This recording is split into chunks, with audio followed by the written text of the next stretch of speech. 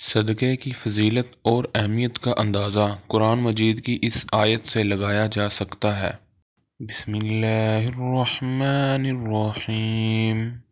انما الصدقات للفقراء والمساکین والعاملین علیہا والمعلفة قلوبهم وفي الرقاب والغارمين وفي سبيل الله وابن السبيل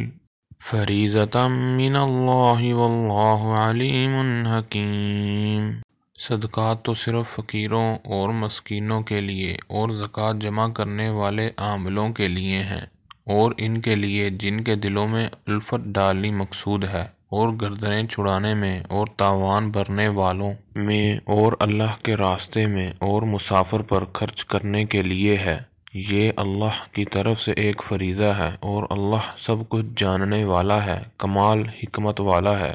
رسول اللہ صلی اللہ علیہ وآلہ وسلم نے ارشاد فرمایا، ہر دن صبح کے وقت 2 فرشتے نازل ہوتے ہیں، ان میں سے ایک کہتا ہے اے اللہ خرچ کرنے والے کو نعم البدل عطا کر، اور دوسرا کہتا ہے اے اللہ روک کر رکھنے والے کا مال تلف کر دے۔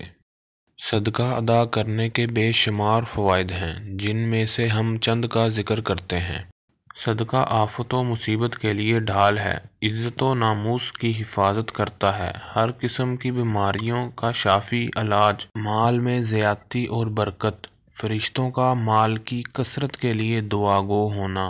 دل کی سختی کو ختم کرنے کا ذریعہ، اللہ کا غصہ ٹھنڈا کرنے کا سبب، بری موت سے حفاظت، عذاب قبر اور عذاب جہنم سے نجات، قیامت کی آگ برساتی گرمی میں ٹھنڈا سایہ۔ اپنے بھائی کے سامنے تمہارا مسکرانا تمہارے لیے صدقہ ہے، تمہارا بھلائی کا حکم دینا،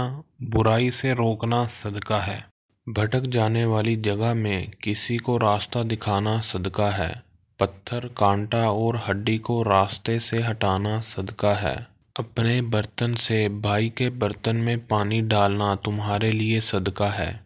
ثواب کی نیت سے اپنے اہل و عیال پر خرچ کرنا بھی صدقہ ہے، اچھی بات منہ سے نکالنا بھی ایک صدقہ ہے، ہر قدم جو نماز کے لیے اٹھتا ہے وہ بھی صدقہ ہے۔ سب سے افضل صدقہ آپس میں صلح کروانا ہے، ہر ملنے والے شخص کو سلام کرنا بھی صدقہ ہے۔ دعا ہے اللہ تعالی ہمیں عمل کی توفیق عطا فرمائے، آمین۔